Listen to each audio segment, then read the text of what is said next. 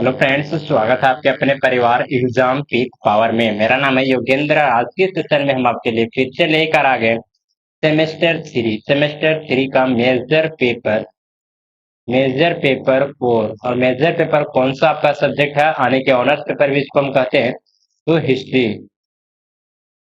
History का most important question आने की इतिहास, जो कि आपके एग्जाम में पूछे जाएंगे। जो भी क्वेश्चन करवाए जाते हैं इस चैनल के माध्यम से, सारे के सारे रेलिवेंट क्वेश्चन होते हैं, एग्जाम के पर्सपेक्टिव से इम्पोर्टेंट होते हैं। तो आप लोग अभी तक इस सेशन को लाइक नहीं किए तो सेशन को पहले तो लाइक करें, अपने दोस्तों के साथ जरूर से जरूर शेयर करें, और चैनल को अभी तक सब्सक्राइब नहीं किए तो चैनल को सब्सक्राइब करके बेल आइकन को ऑल पर क्लिक कर लें, ताकि आने वाले जितने भी सारे वीडियो सबसे पहले आप तक पहुंचे। और मैं बता दूं कि आपको इस चैनल के माध्यम से सेमेस्टर आपका 1 से लेकर सेमेस्टर 8 तक यहाँ पे कंप्लीट तैयारी करवाया जाएगा। तो जरूर जरूर इस चैनल को जरूर से जरूर सब्सक्राइब करके बेल आइकन को प्रेस कर दें, और सेशन को अपने दोस्तों के साथ ज्यादा से ज्यादा शेयर कीजिए। और जिन भी स्टूडेंट को अगर पेड पीडीएफ की जरूरत होगा तो आप लोग इस नंबर पे कॉन्टेक्ट कर सकते हैं, जो कि नंबर है 94 30 70 2606। आप लोग इस नंबर पे व्हाट्सएप मैसेज कीजिएगा, आपको ग्रुप पे भी जोड़ दिया जाएगा, और साथ ही साथ आपको पेड पीडीएफ भी प्रोवाइड करवा दिया जाएगा। बहुत ही नॉमिनल फीस रखा गया है, तो आप लोग जरूर जरूर पेड पीडीएफ को भी परचेज कर लीजिए। अगर पेड पीडीएफ को अगर आप लोग परचेज कर लेते हैं तो इससे बाहर आपके एग्जाम में एक भी क्वेश्चन नहीं देखने को मिलेगा। और मैं बता दूं कि अभी तक आप लोग इसी चैनल का जो टेलीग्राम चैनल है और उसमें ज्वाइन नहीं किए हैं, तो टेलीग्राम चैनल को भी जरूर से जरूर ज्वाइन कर ले, क्योंकि आपको वहां पे क्लास से रिलेटेड या फिर एग्जाम से रिलेटेड सारे के सारे इंफॉर्मेशन दिए जाते हैं। तो चलिए स्टार्ट करते हैं। देखिए क्वेश्चन में पूछा क्या जा रहा है, तो शाहजहां के पुत्रों के बीच उत्तराधिकारी उत्तराधिकारी के युद्ध की विवेचना करें। यानी कि शाहजहां के पुत्रों थे, यानी कि जो जो भी पुत्र थे उनके बीच में क्या थी, तो उत्तराधिकारी की लड़ाई चल रही थी, यानी कि युद्ध हो रही थी, तो इसके बारे में हमको बतलाना है। तो चलिए देखते हैं, जिसका उत्तर यहाँ से स्टार्ट हो जाता है। आप लोग प्रयास कीजिएगा किसी तरह से पॉइंट बाय पॉइंट आप लोग उत्तर देने को इन सब्जेक्ट में भी। तो देखिए आंसर में हम लोग लिखेंगे शाहजहां के पुत्रों के बीच उत्तराधिकारी का युद्ध मुगल साम्राज्य के इतिहास में एक महत्वपूर्ण घटना थी। यानी कहने का मतलब है, जो शाहजहां के जितने भी पुत्र थे उन्होंने आपस में लड़ाई लड़ाई हो रहा था, युद्ध हो रहा था, किसके लिए, तो उत्तराधिकारी के लिए, यानी कि राजा के गद्दी पर कौन बैठेगा। तो क्या है, जो ये युद्ध है वो मुगल साम्राज्य के लिए एक क्या है, तो महत्वपूर्ण घटना देखने को माना जाता है। यह युद्ध चार प्रमुख पात्रों में है। यानी कि यह युद्ध कितने पात्रों में है, तो चार प्रमुख पात्रों में, जिसमें से कौन कौन थे, तो दारा सिको, शाह सुजा, औरंगजेब और मुराद बखत बखस मुराद बखस। ये सभी सभी के सभी कौन थे, तो शाहजहां के पुत्र थे। कौन कौन से, तो दारा सिको, शाह सुजा, अरेस्ट माता है औरंगजेब, और नेक्स्ट माता है मुराद बख्श। तो ये चारों चारों कौन है, तो शाहजहां के पुत्र हैं। आप इन सारे का नाम आप लोग जरूर जरूर आप कीजिएगा। अगर ये आपका क्वेश्चन आ जाता है एग्जाम में, तो इस नाम को मेंशन करना जो कि बहुत ही कंपलसरी हो जाता है। के बीच में हुआ था युद्ध। इस युद्ध में न केवल मुगल साम्राज्य की राजनीति को बदल दिया, बल्कि इसका दूरगामी प्रभाव भी पड़ा है। चलिए नेक्स्ट में हम लोग देखेंगे उत्तराधिकारी युद्ध की प्रमुख कारण। यानी कि उत्तराधिकारी युद्ध जो हुआ था उसका प्रमुख कारण कौन कौन सा है, तो उसके बारे में हम लोग देखेंगे। जिसमें आता फर्स्ट में आता है शाहजहां की बीमारी थी। 1657 में शाहजहां गंभीर रूप से बीमार पड़ गए। यह समाचार तेजी से क्या हुआ, तो पूरे साम्राज्य में फैल गया। उनके पुत्र में उत्तराधिकारी के लिए क्या होने लगा, तो संघर्ष शुरू होने लगा, यानी कि लड़ाई स्टार्ट होने लगा। चलिए नेक्स्ट हम लोग पॉइंट में आते हैं, सत्ता की लालसा।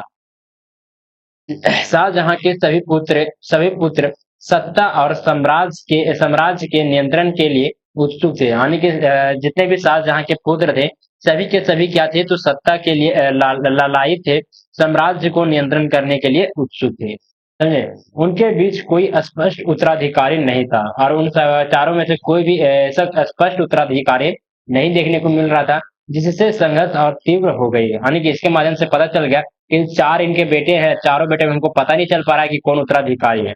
जिसके कारण से इन चारों के बीच में क्या हो गया, तो संघर्ष स्टार्ट होना स्टार्ट हो गया, यानी कि विद्रोह होना स्टार्ट हो गया।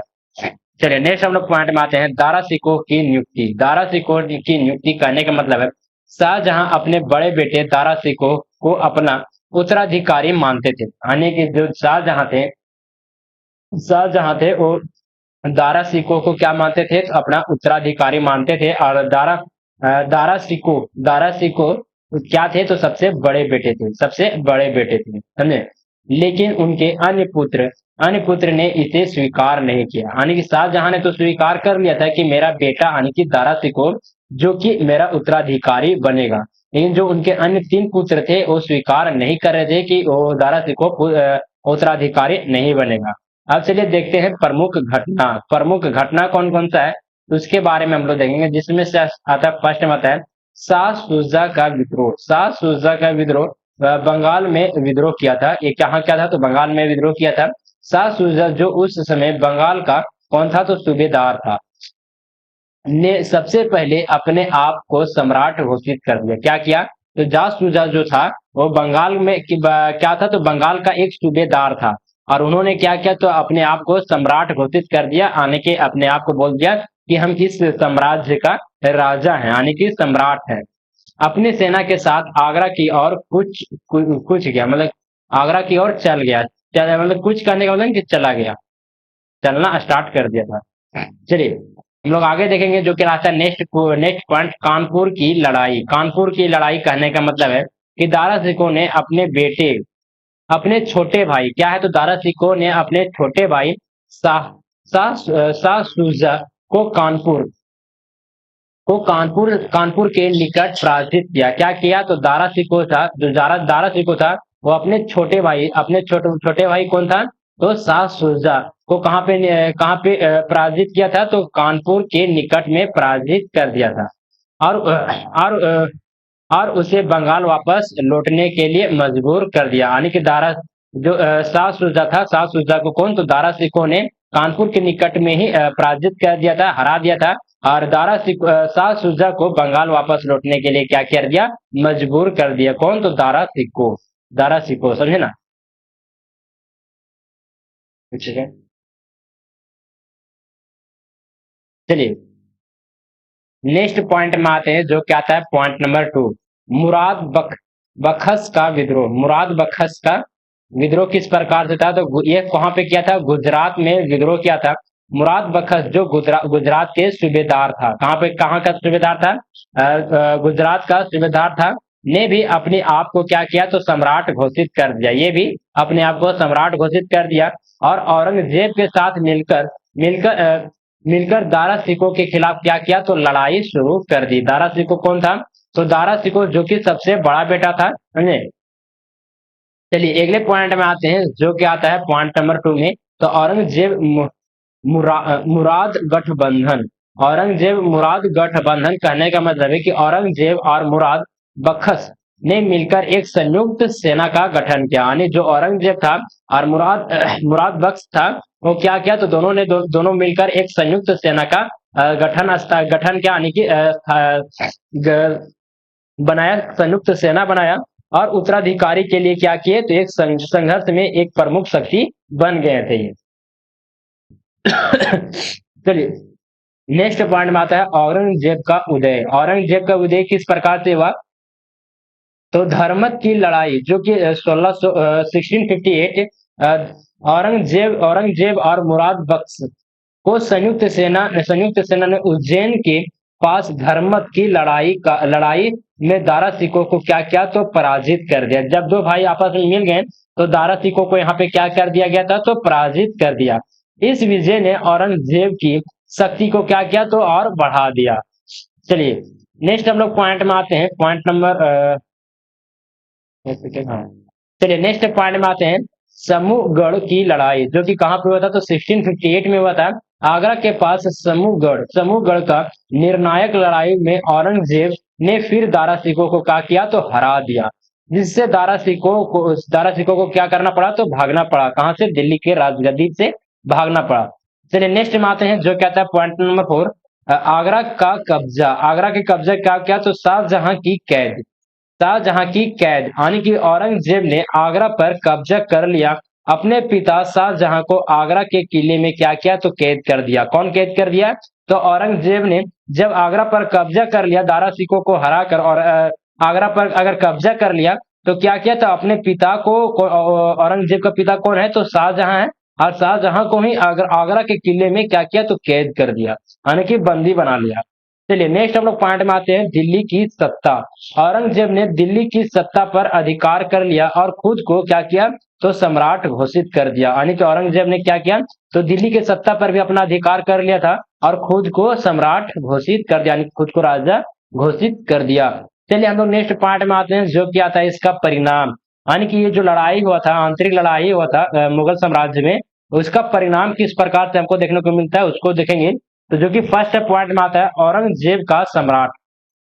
औरंगजेब का सम्राट कहने का मतलब है कि औरंगजेब ने अपने भाई को क्रमशः पराजित किया और खुद को एकमात्र उत्तराधिकारी घोषित किया। शाह सुजा और मुराद बख्श को मार दिया गया, जबकि दारा सिकों को पकड़कर हत्या भी कर दी गई। किसके द्वारा, तो औरंगजेब के द्वारा। चलिए नेक्स्ट हम लोग पॉइंट में आते हैं, शाहजहां की मृत्यु। शाहजहां ने अपने जीवन की अंतिम वर्ष कहाँ पे लेती किया था, जीवनापन किया था, तो आगरा के किले में किया था। नजरबंद रहना पड़ा था। कब, और 1666 में उनकी मृत्यु हो गई। किनकी, तो औरंगजेब की मृत्यु कब हुई, नहीं नहीं, औरंगजेब की नहीं, शाहजहां की मृत्यु हो गई थी। शाहजहां की मृत्यु हो गई थी, और शाहजहां को कौन आगरा के किलों में कैद किया था, नजरबंद कर दिया था, तो औरंगजेब ने किया था, समझे ना। और औरंगजेब का पिता कौन है, तो शाहजहां।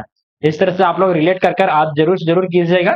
मुगल साम्राज्य का विस्तार, यानी कि औरंगजेब ने अपने अपने शासन काल में मुगल साम्राज्य का और विस्तार किया। यानी कहने का मतलब है, जब औरंगजेब दिल्ली के गद्दी पर बैठ गया, यानी कि मुगल साम्राज्य में जब अपना उत्तराधिकारी मान लिया, अपने आप को सम्राट घोषित कर दिया, तो अपना जो मुगल साम्राज्य था उसको विस्तार करना प्रारंभ कर दिया। यानी कि दूसरे दूसरे देश को भी, यानी कि दूसरे दूसरे जो भी वहां पे अगल बगल में जो भी शासन कर रहे थे राजाएं, उनको हरा कर अपना जो साम्राज्य है वो आगे बढ़ाना स्टार्ट कर दिया था।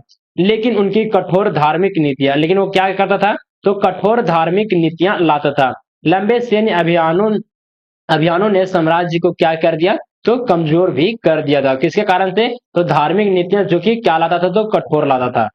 चलिए हम लोग नेक्स्ट पॉइंट में देखेंगे, जो क्या था पॉइंट नंबर 4, राजनीति या स्थिरता। राजनीति या स्थिरता किस प्रकार से है, तो उत्तराधिकारी के युद्ध में मुगल साम्राज्य में राजनीतिक या स्थिरता क्या हुआ, तो जन्म दिया, जिससे भविष्य में साम्राज्य की नींव कमजोर हो गई। जब आप लोग पता होगा कि एक ही घर में जब आपस में ही भाई भाई लड़ने लगते हैं कि हम उत्तराधिकारी बनेंगे, हम अपने आप को सम्राट घोषित कर दे रहे हैं, इस प्रकार से क्या होता है, कोई भी साम्राज्य या फिर कोई भी, अगर आप लोग एग्जाम्पल के थ्रू अगर किसी परिवार में ही आप लोग देखिएगा कि अगर 3-4 भाई, अगर सभी समझ जाएगा कि हम ये रख लेंगे, हम ये कर लेंगे, हम इसको मार देंगे, इसको कर देंगे, तो उसका जो परिवार है वो क्या होता है, तो कमजोर पड़ जाता है। लेकिन वही समझिए कि चारों भाई अगर एकजुट होकर अगर साम्राज्य पर अगर शासन करते, समन्वय स्थापित करते, तो जो मुगल साम्राज्य था वो यहाँ पे अच्छे प्रकार, मतलब कि मजबूती पूर्वक यहाँ पे टिके हुए रहता।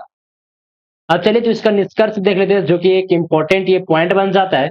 शाहजहां के पुत्रों के बीच उत्तराधिकारी का युद्ध मुगल इतिहास में क्या है, तो एक महत्वपूर्ण घटना थी, जिसने न केवल औरंगजेब को सत्ता में लाया, बल्कि मुगल साम्राज्य की दिशा और दशा में भी बदल दिया।